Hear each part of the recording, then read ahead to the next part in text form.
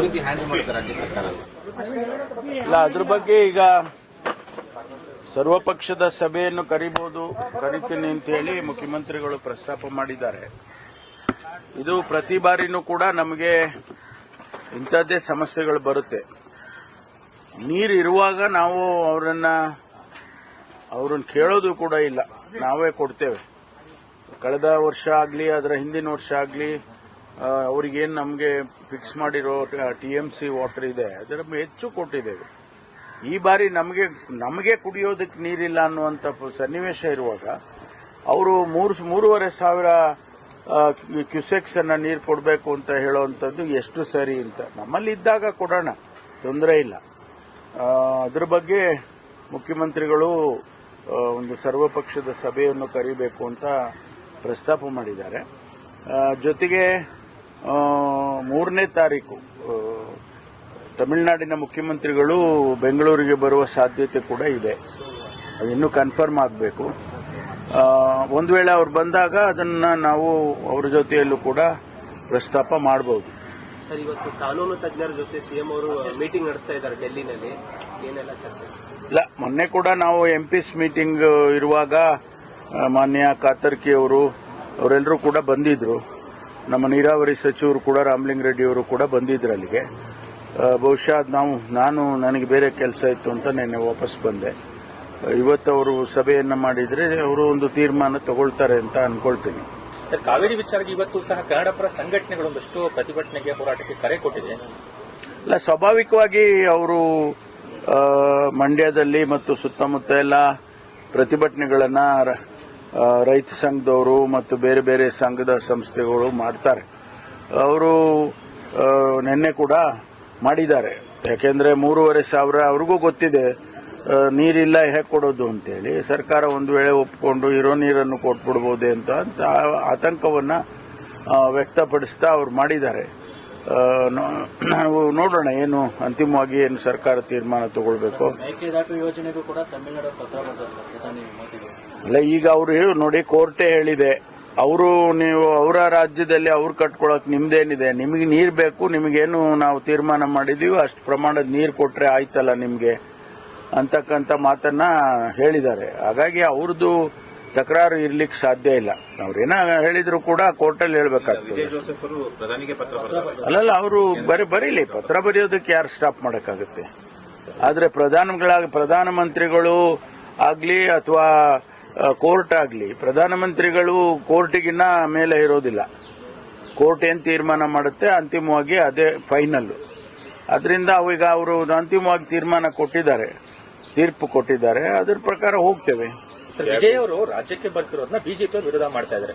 ಇಂಡಿ ಒಕ್ಕೂಟದಲ್ಲಿ ಇವರು ಇರೋದ್ರಿಂದ ಇವರು ಮೇಕೆದಾಟು ಯೋಜನೆಗಾಗಿ ಈಗಾಗಲೇ ವಿರೋಧ ವ್ಯಕ್ತಪಡಿಸಿದ್ದಾರೆ. ಅವ್ರು ಬಂದು ಇನ್ನೇನು ಹೇಳಿದ್ದಾರೆ, ಕರ್ನಾಟಕದ ಮುಂದೆ ಅವಮಾನ ಮಾಡುವಂತಹದ್ದು ಯಾಕೆ ಬೇಕು ಅನ್ನುವಂತಹದ್ದು ಬಿಜೆಪಿ ಅವರು ವಾದ. ಸರ್, ಎರಡು ರಾಜ್ಯದ ಮುಖ್ಯಸ್ಥರು ಅನೇಕ ಸಮಸ್ಯೆಗಳಿರ್ತಾವೆ, ಅವುಗಳನ್ನು ಸೇರಿ ನಾವು ಬಗೆಹರಿಸಿಕೊಳ್ತೀವಿ ಅಂತಂದ್ರೆ ಅದು ಕೂಡ ಆಗಬಾರ್ದು ಅಂತಂದ್ರೆ ಒಕ್ಕೂಟದ ವ್ಯವಸ್ಥೆಯಲ್ಲಿ ಇದೆಲ್ಲ ಸಾಮಾನ್ಯ. ಮೊನ್ನೆ ಭದ್ರಾ ಪ್ರಾಜೆಕ್ಟಿನ ಹತ್ರ ನಾವು ಆ ಗೇಟ್ಗಳೆಲ್ಲ ರಿಪ್ಲೇಸ್ ಮಾಡಿತ್ತು. ಅದರ ಉದ್ಘಾಟನೆಗೆ ಚಂದ್ರಬಾಬು ನಾಯ್ಡು ಅವರು ಬಂದಿದ್ರು, ತೆಲಂಗಾಣ ಮುಖ್ಯಮಂತ್ರಿಗಳು ಬಂದಿದ್ರು ಮತ್ತು ನಮ್ಮ 3 ಜನ ಸೇರ್ಕೊಂಡು ಕೆಲವು ವಿಷಯಗಳನ್ನ ಪ್ರಸ್ತಾಪ ಮಾಡಿದ್ದಾರೆ. ಅದು ನದಿ ಜೋಡಣೆ ಇರಬಹುದು ಅಥವಾ ಬೇರೆ ನೀರಿನ ಹಂಚಿಕೆ ಇರಬಹುದು, ಅದನ್ನ ಪ್ರಸ್ತಾಪ ಮಾಡಿ ನಾವೇ ಬಗೆಹರಿಸಿಕೊಳ್ತೀವಿ ಅಂತ ಹೇಳಿ ಮಾತಾಡ್ಕೊಂಡಿದ್ದಾರೆ. ಆಮೇಲೆ ಇನ್ನೊಂದು ರಿಸರ್ವಾಯರ್ ಕಟ್ಟಬೇಕು ಅನ್ನುವಾಗ 90% ಕೇಂದ್ರ ಕೊಡುತ್ತೆ, 10% ರಾಜ್ಯ ಕೊಡಬೇಕು ಅಂತ ಹೇಳಿ ಕೇಂದ್ರದ ನೀರಾವರಿ ಸಚಿವರು ಕೂಡ ಅದೇ ಸಭೆಯಲ್ಲಿ ಪ್ರಸ್ತಾಪ ಮಾಡಿದ್ದಾರೆ. ಹೀಗೆ ನಾವು ಪಕ್ಕದ ರಾಜ್ಯಗಳು ನಮ್ಮ ಸಮಸ್ಯೆಗಳನ್ನು ಬಗೆಹರಿಸಿಕೊಳ್ಳೋದಾದ್ರೆ ಅದಕ್ಕೆ ಬಿಜೆಪಿಯವರಿಗೆ ಏನ್ ತಕರಾರು? ಏನ್ ಜಗಳಾಡ್ಕೊಂಡೇ ಇರಬೇಕಾ ನಾವು? ಅವ್ರು ಹೇಳೋ ಪ್ರಕಾರ ರಾಜ್ಯಗಳೆಲ್ಲ ಜಗಳಾಡ್ಕೊಂಡೇ ಇರಬೇಕು, ಅವ್ರು ಯಾರು ಕೂಡ ಹೊಂದಾಣಿಕೆಯಲ್ಲಿ ಹೋಗಬಾರದು ಅನ್ನೋದೇನಾದ್ರೂ ಅವ್ರದ್ದು ಇದ್ರೆ ಅದು ಅವರ ನೀತಿ, ಅದು ಭಾರತೀಯ ಜನತಾ ಪಾರ್ಟಿಯ ನೀತಿ ಇರಬೇಕು. ಸರ್, ಕೇಂದ್ರಕ್ಕೆ ಪತ್ರ ಬರೆದಿದ್ದೀರಿ ಈ ತರ ನ್ಯಾಷನಲ್ ಡಿಸಾಸ್ಟರ್ ಕನ್ಸಿಡರ್ ಮಾಡಕ್ಕೆ. ಆದ್ರೆ ನಮ್ಮ ಸ್ಟೇಟ್ ಇಂದ ಟೆಕ್ನಿಕಲ್ ಫೀಸಿಬಲ್ ಸ್ಟಡಿದು ಡೇಟಾ ಮತ್ತೆ ಫ್ಯಾಕ್ಟ್ ಗಳನ್ನ ಅವರಿಗೆ ತಲುಪಿಸದೇ ಇರೋದ್ರಿಂದ ಕೇಂದ್ರ ನಮ್ಮ ಮನವಿನ ಅಷ್ಟರ ಮಟ್ಟಿಗೆ ಸ್ವೀಕಾರ ಮಾಡೋದಿಲ್ಲ ಅನ್ನೋದು ಆಯಾಮ. ನೋಡಿ, ಅದಕ್ಕೊಂದಷ್ಟು ನಿಯಮಗಳಿದಾವೆ. ಆಗಸ್ಟ್ ತಿಂಗಳಲ್ಲಿ ಮಳೆ ಬರುತ್ತೆ ಅಂತ ಒಂದು ವೆದರ್ ಮ್ಯಾನ್ ಹೇಳ್ತಾರೆ, ಫೋರ್ಕಾಸ್ಟ್ ಹೇಳುತ್ತೆ. ಆಗಸ್ಟ್ ಅಲ್ಲಿ ನಾವು ಮಳೆಯನ್ನ ನೋಡಿಕೊಂಡು ಆಗಸ್ಟ್ ಎಂಡ್ವರೆಗೆ ನಾವು ಸ್ಟಡಿ ಮಾಡಿ ಆಗಸ್ಟ್ ಎಂಡ್ನಲ್ಲಿ ನಾವು ಮೆಮೊರಾಂಡಮ್ ಅನ್ನ ಕೊಡಬಹುದು. ಸಾಮಾನ್ಯವಾಗಿ ಹಾಗೆ ಆಗೋದು. ಆಗಸ್ಟ್ ಎಂಡಿಗೆ ಕೊಡ್ತಾರೆ, ಸೆಪ್ಟೆಂಬರ್ಗೆ ಅವ್ರ ಟೀಮ್ ಬರುತ್ತೆ, ಕೇಂದ್ರದ ಟೀಮ್ ಬರುತ್ತೆ. ಆನಂತರ ಅವರು ಅಸೆಸ್ ಮಾಡಿ ರಾಜ್ಯಕ್ಕೆ ಏನು ಹಣ ಕೊಡಬೇಕು ಅಂತ ನಾವು ಕೇಳಿರ್ತೀವಿ, ಅದರಲ್ಲಿ ಎಷ್ಟು ಕೊಡಬಹುದು ಅಂತ ಹೇಳಿ ಕೊಡ್ತಾರೆ. ಈಗ ನಾವು ಬರೆದಿರೋದು ಒಂದು ಪ್ರಿಲಿಮಿನರಿ ಆಗಿ ಈ ಸಿಚುವೇಶನ್ ಹಿಂಗಿದೆ, we are forcing A severe drought in our state ಅಂತ ಒಂದು ಇಂಡಿಕೇಶನ್ ಕೊಟ್ಟಿದ್ದೀವಿ. ಅದಕ್ಕೆ ಅವರು ಅದರಲ್ಲಿ ಮುಖ್ಯವಾಗಿ ನಾವು ಕೇಳಿದ್ದು to declare the drought affected area. ಅದಕ್ಕೆ ನಿಯಮಗಳಿದಾವೆ, 10 ಮಾನದಂಡಗಳನ್ನ ಕೇಂದ್ರ ಸರ್ಕಾರ ಮಾಡಿದ್ದಾರೆ. ಅದರಲ್ಲಿ ಒಂದು 2-3 ರಿಲ್ಯಾಕ್ಸ್ ಮಾಡಿ ಅಂತ ಹೇಳಿ ನಾವು ಕೇಳ್ಕೊಂಡಿದ್ವಿ. ಯಾಕಂದ್ರೆ ರಿಲ್ಯಾಕ್ಸ್ ಮಾಡಿದ್ರೆ ನಮಗೆ immediately we can declare some of the talukas. ಅಲ್ಲಿ northern part of the state, ಅಲ್ಲಿ ನಾರ್ತ್ ಕರ್ನಾಟಕದಲ್ಲಿ ನಾವು ಹೇಳ್ಬೋದು ಇಂಥ ತಾಲೂಕು 80% ಮಳೆ ಕಡಿಮೆ ಆಗಿದೆ ಅನ್ನೋ ತಾಲೂಕನ್ನು ನಾವು ಡಿಕ್ಲೇರ್ ಮಾಡಕ್ಕಾಗಿಲ್ಲ ಅಂದ್ರೆ ಈ ಮಾನದಂಡಗಳಿಂದ ಆಗೋದಿಲ್ಲ. ಅದಕ್ಕೆ ನಾವು ರಿಲ್ಯಾಕ್ಸ್ ಮಾಡಿ ಅಂತ ಕೇಳಿದ್ವಿ.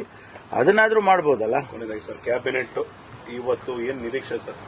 ಅಲ್ಲ, ಈಗ ಇವತ್ತು ಸಂಜೆ ಬಹುಶಃ ರಾಹುಲ್ ಗಾಂಧಿ ಅವರು ಮತ್ತು ನಮ್ಮ ಎಐಸಿಸಿ ಅಧ್ಯಕ್ಷರು, ನಮ್ಮ ಇನ್ಚಾರ್ಜ್ ಸೆಕ್ರೆಟರಿಗಳು, ಪ್ರಧಾನ ಕಾರ್ಯದರ್ಶಿಗಳು ಮತ್ತು ಸಿಎಂ ಇವರು ಅಧ್ಯಕ್ಷರು, ಎಕ್ಸ್-ಸಿಎಂ ಅವರೆಲ್ಲ ಚರ್ಚೆ ಮಾಡಿ ಫೈನಲ್ ಮಾಡ್ಕೊಂಡು ಬರ್ತಾರೆ. ಇವತ್ತು ಪ್ರೊಲಾಂಗ್ ಆಗ್ತಾನೆ ಇದೆ ಸರ್. ಎಲ್ಲೋ ಒಂದ್ ಕಡೆಗೆ ಇಬ್ರು ಒಂದೇ ಪೇಜ್ ಅಲ್ಲಿ ಬರಕ್ ಆಗ್ತಿಲ್ವಾ? ಅವ್ರು ಕೊಡ್ತಿರೋದನ್ನ ಇವ್ರು ಒಪ್ತಿಲ್ಲ, ಇವ್ರು ಹೇಳ್ತಿರೋದನ್ನ ಅವ್ರು ಒಪ್ತಿಲ್ಲ, ಆ ತರ ಇದೆ. ಇಲ್ಲ, ಕಾರಣ ಅದಲ್ಲ. ಕಾರಣ ರಾಹುಲ್ ಗಾಂಧಿ ಅವರು ವಿದೇಶದಲ್ಲಿ ಪ್ರವಾಸದಲ್ಲಿದ್ದರು, ಬಂದಿದ್ದಾರೆ. ಈಗ ಪಾರ್ಲಿಮೆಂಟ್ ಪ್ರಾರಂಭ ಆಗಿದೆ. ಪ್ರಯಾರಿಟಿ ಪಾರ್ಲಿಮೆಂಟಿಗೆ ಕೊಡ್ಬೇಕಾ, ನಮ್ಮ ಎಕ್ಸ್ಪೆನ್ಷನ್ ಕೊಡ್ಬೇಕಾ ಅಂತ ಅಷ್ಟೇ. ಆಗುತ್ತೆ, ಇವತ್ತು ನಾಳೆ ಆಗ್ಬಿಡುತ್ತೆ. ಸರ್, ಈಗಷ್ಟೇ ಜಮೀರ್ ಅವರು ಡೆಲ್ಲಿಗೆ ಹೋಗಿದ್ದಾರೆ. ಹೆಚ್ಚುವರಿ ಡಿಸಿಎಂ ಬಗ್ಗೆ ಚರ್ಚೆ ನಡೀತಾ ಇದೆ ಅಂತ ಒಂದು ಕೂಗಿದೆ. ಅದ್ರ ಬಗ್ಗೆ ನನಗೆ ಮಾಹಿತಿ ಇಲ್ಲ. ಏನು ತೀರ್ಮಾನ ಹೈಕಮಾಂಡ್ ಮಾಡ್ತಾರೋ ಅದನ್ನೆಲ್ಲ ನಾವು ಒಪ್ಕೋಬೇಕಲ್ವಾ. ಇವತ್ತಾಗ್ಬೋದು ಸರ್ ಅಂದಾಜು? ನನಗೂ ಅನ್ಸುತ್ತೆ ಆಗುತ್ತೆ ಅಂತ. ರಾಜ್ಯಪಾಲರಿಗೇನೋ ಸಮಯ ಇವತ್ತಾದ್ರೆ ನಾಳೆನೆ ಮಾಡ್ತಾರೆ. ಅದು ಸಮಯ ಕೊಡೋದಿಲ್ಲ ಹೆಚ್ಚು, ಯಾಕೆಂದ್ರೆ ಮತ್ತೆ ತಿರ್ಗಾ ಬೇರೆ ಬೇರೆ ರೀತಿ ಡೆವಲಪ್ಮೆಂಟ್ಸ್ ಆಗುತ್ತೆ ಅಂತ ಇಮಿಡಿಯೇಟ್ ಆಗಿ ಮಾಡ್ತಾರೆ. ರಾಜಭವನದಲ್ಲಿ ತಯಾರಿ ಎಲ್ಲ ಆಗ್ತಾ ಇದೆ ಮಾಡ್ಕೊಳಕ್ ಮೊದಲೇ ಹೇಳಿದಾರಲ್ಲ ಅವ್ರಿಗೆ. Sir, thank you. Thank you.